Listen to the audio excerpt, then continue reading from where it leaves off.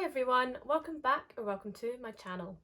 Today I'm talking about Sunrise on the Reaping, finally, a new book from Suzanne Collins. Will this be the last book we ever get from her, or will we get another one in this series? What do you think? I personally think she might do another one. I think it would be neat to have the main trilogy and a prequel kind of trilogy. However, I do kind of like the idea that she's covered all of the District 12 victors, because Ballad of Songbirds and Snakes, even though it's kind of Snow's story, it does cover Lucy's games, who was the first District 12 victor. So I think that it makes sense either way. However, I would really love a book from Finnick's perspective, diving not just into his games, because we've seen a lot of games by this point, there's not a lot more to add, I don't think, but how he was kind of commodified and prostituted after his win, and how the capital kind of made him into their little darling against his will, and the predatory nature of that. I think that would be a really good story, even though we know his story ends in tragedy, but we could also see him falling in love with Annie and them helping each other through each other's trauma. I think that would be a really beautiful story, but I'm not sure that we're going to get it. I also seen someone on Threads saying that they would like a story from the perspective of a career, and how they kind of bought into the games, how they almost celebrified themselves, kind of wanted to benefit from the games, but then did the games, became disillusioned, one had to kind of destroy their soul to do it, kill people that they knew, and then become a celebrity in their own right after the games, but you know, sort of come to realise that they are still a tool, that they will never be free even though they've won the games. And I think that would be a really amazing story as well. I think Finnick's games and what they did to him after his games could fit into that kind of well as a story, even though he didn't go into it necessarily for glory. He was District 4, so he is kind of career. I can't really remember if he volunteered or if he was picked or if he had a career mindset going in. I don't feel like he did, because he's like a lovely character, but not sure. He was a young boy, he was only 14 at the time, so I think it would be interesting if he was like a little bit naive to start out with.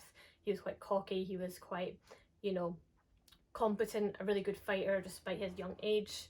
So seeing that kind of fall from grace and him learning from that might be an interesting story.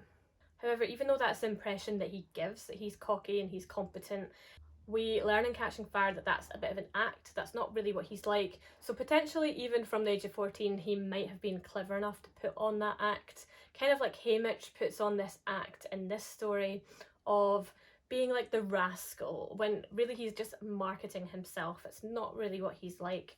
And we know that when Katniss and Peeta watch his games in Catching Fire, the impression that they get of his games and how he behaves during them is not actually what we see in this book. We see the truth of Haymitch's story in this book. Now I'm going to be getting into spoilers. Obviously, if you've read the main trilogy, you know everything that happens anyway. You know who dies, you know that Haymitch wins the games. That's not much of a spoiler. But all of the little things that like you wouldn't want to be spoiled going into this book, I probably will mention or discuss in this video. So don't watch this video unless you've read it. This is a discussion for those that have read the book. So let's get into it.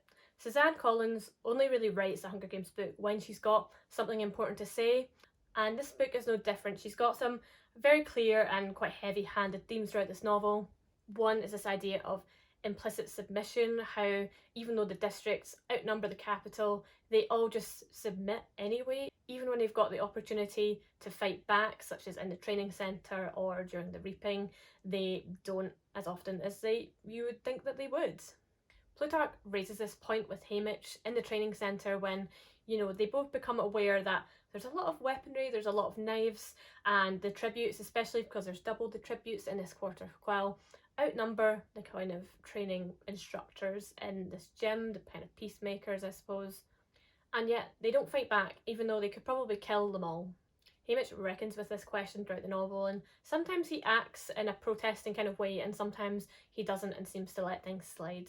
I think that this is due to some kind of micro calculations that you would do in your head in this situation of, yeah, I could kill them, but then I would just be killed because there's probably more soldiers out of shot, out of frame that will come in and, you know, put an end to me. My stand won't really make a difference, even though I could do it.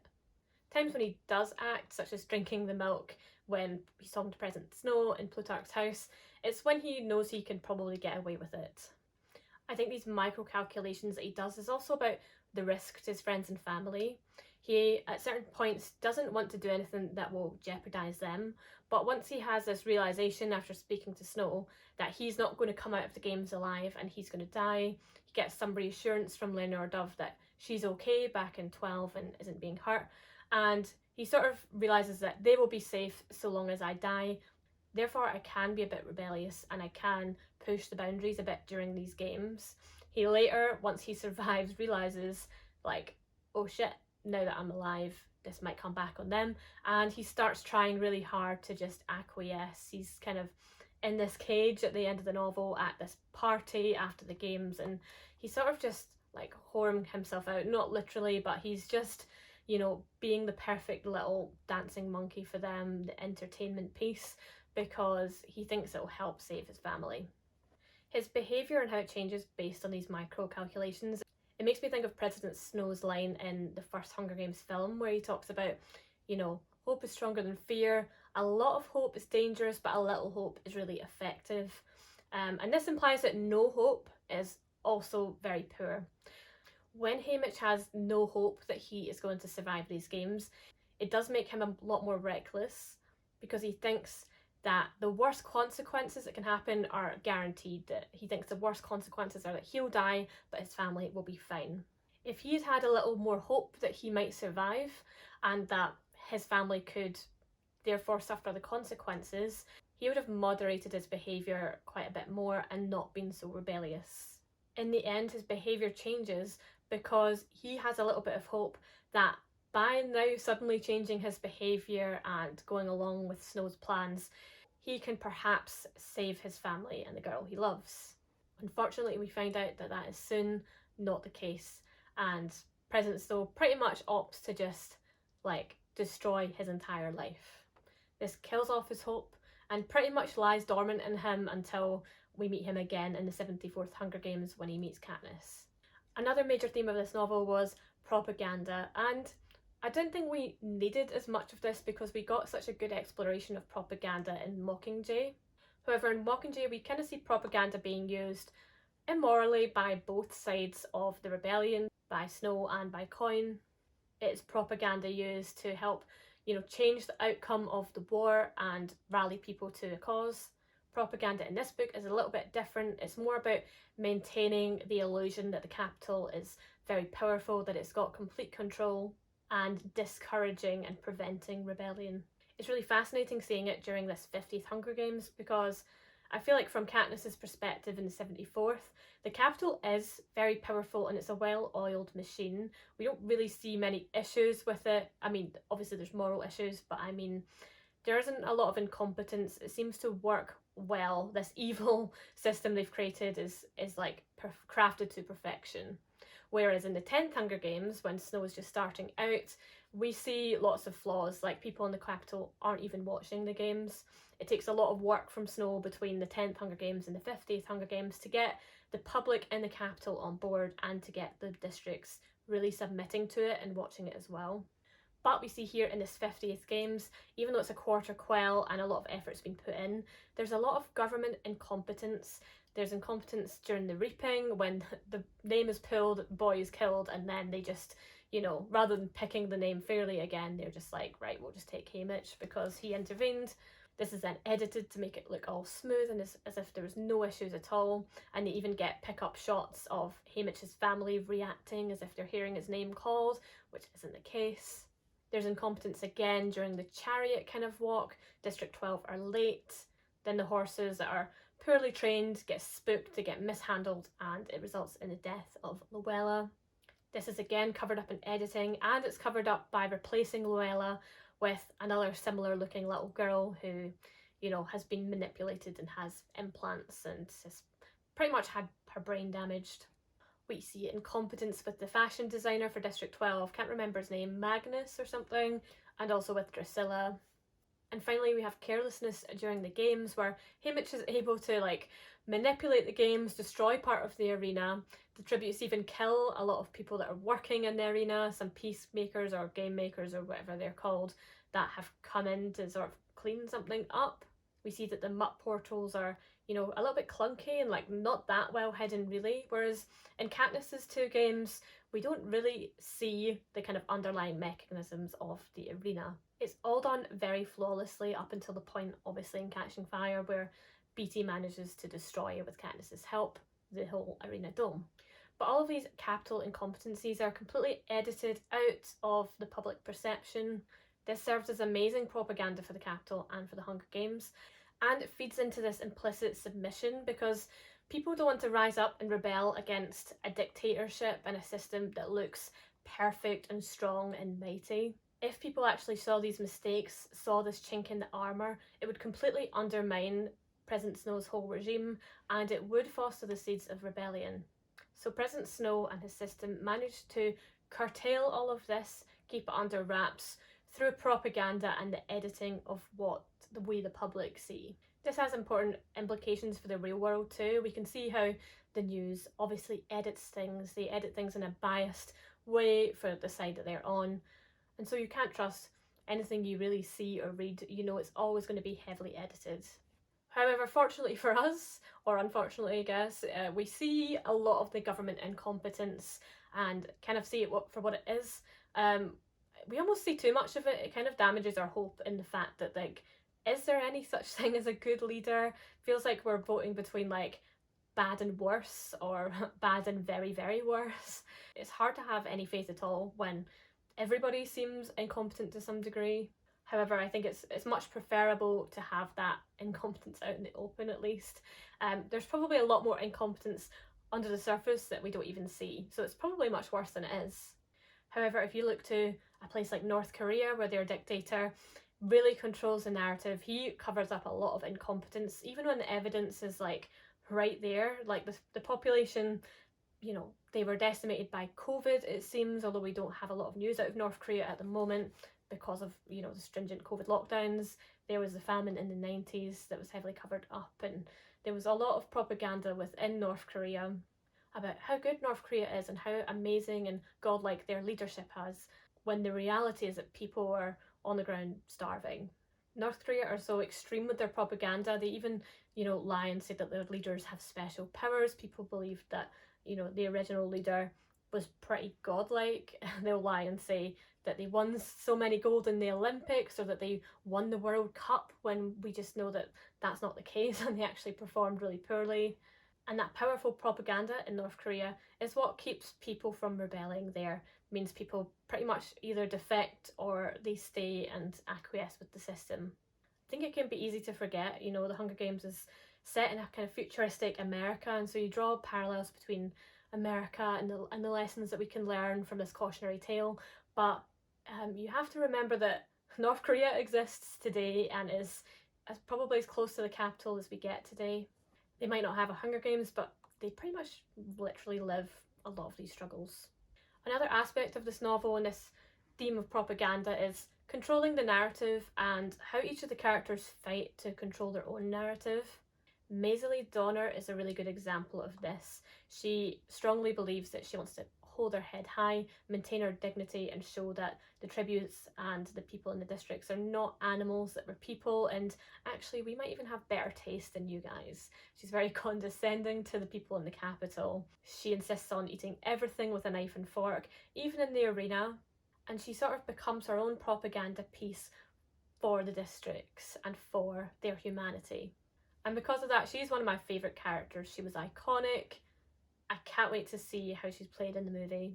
Haymitch does the same thing. He projects this rascal kind of personality, even though that's not really true to himself. He bigs up this bootlegger aspect of his personality from when he was working in District 12 as a bootlegger.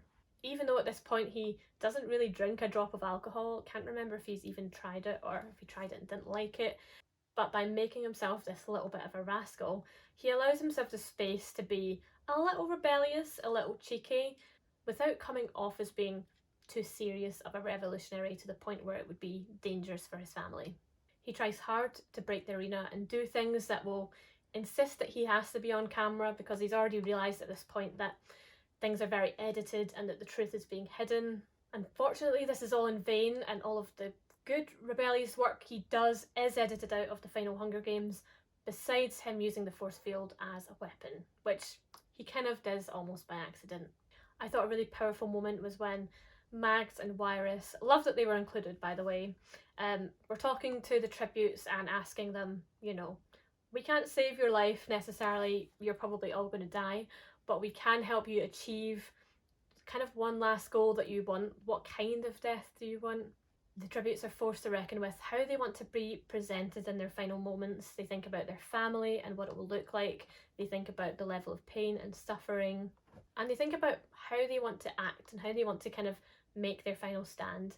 It really brings me back to Peeta's kind of goal in the first Hunger Games, which wasn't just to protect Katniss, but was to not allow the games to change him, to die as himself. And I think this was a really good gift that Mags and Wirus gave them. It gave them a goal to work towards even when all hope seems lost. It gave them that little bit of hope and that little bit of agency, and made them not just a piece in the Capitals games in the end. I thought this was a really fantastic addition to the main series. There was so many references to the main trilogy, especially Catching Fire with the addition of Beatty and Wirus and Mags. So many parallels could be drawn between the games and Catching Fire and how they finally break the arena, and these early attempts at rebellion and breaking the arena, 25 years prior, 24 years prior. We see the beginnings of Plutarch and how he's getting into and starting to learn about propaganda and controlling a narrative. And we see Haymitch failing to do what Katniss eventually succeeds to do, and the consequences he faces as a result. This really shows that change doesn't happen all at once, that sometimes you have to play the long game, and that you should hold on to that little kernel of hope, even when all hope seems lost, that things will one day change and become better. I also loved all of the references to Ballad of Songbirds and Snakes. I didn't talk as much about Lenore Dove as maybe I should. She is an interesting character, but I love the references between her and Lucy. Love that we kind of get answers about Lucy, that she is missing. I think there was a grave in District 12 for her, but nobody had found her body. The collective memory of the 10th game seems to be lost. We see that even from this point, that games has pretty much been erased from history by Snow. We see Lenore Dove singing so many songs related to the Covey, so many songs that Lucy Gray introduced us to. And we even see a glimpse of President Snow's warped recollection of Lucy and their relationship. We see how he holds on to this resentment, and we have all of this additional context that Haymitch doesn't have, why he's so vindictive and going after Haymitch and his family and Lenore Dove. I loved seeing Haymitch starting to heal a little bit in the epilogue, feeding the geese, contributing his stories and his memories of his loved ones to Peeta's book. It was such a perfect end, and revisiting that epilogue, it does feel like it's an end to the Hunger Games series, and kind of suggests that she might not do another book, although I would love it if she did. The one small criticism, and it's not really a criticism I suppose I have of the novel, is it defied my expectations a little bit. The pacing was a little bit off to me. I thought we spent quite a long time in the games, a lot longer than I expected, maybe because Songbird and Snakes had Act 1 as the mentor, Act 2 as the games, and then this large third act where the narrative went in a completely different direction with President Snow going to 12.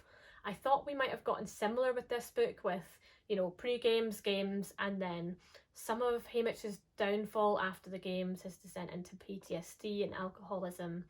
I wanted to see some of Haymitch being a mentor, maybe having a bit of hope and trying to help the tributes in the beginning, but slowly losing that hope over the years. We could have had a bit of a montage sequence of that, and could have seen maybe a bit of kernel of hope rekindle as he then meets Katniss. That could have been quite a good ending. And I would have loved to see a bit more about that culture of being a victor. And I think we could get that with a Finnick book, the culture of how you go on after the games, after Snow's destroyed everything, how you kind of maintain your personhood. I know Haymitch kind of struggles to do that. He sort of becomes a hermit, he becomes an alcoholic, he pushes away all his friends. but I would have liked to see more of him when he is forced to be, you know, a mentor in the years coming, and a bit of his decline and how he gets worse and worse.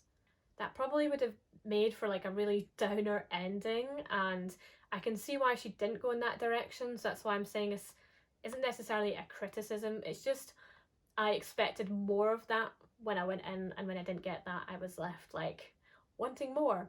But I suppose it's best to be left wanting more as long as she does another book.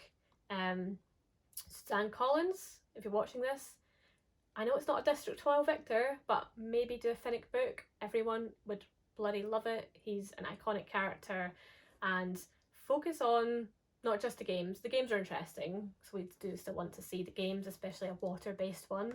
That would be pretty cool. But let's focus on being a victor after. I know we get it a little bit in Catching Fire and Katniss's struggles with it, but I want to see more of that celebrity element of becoming a piece in the games long after the games are over. I think that would be really interesting.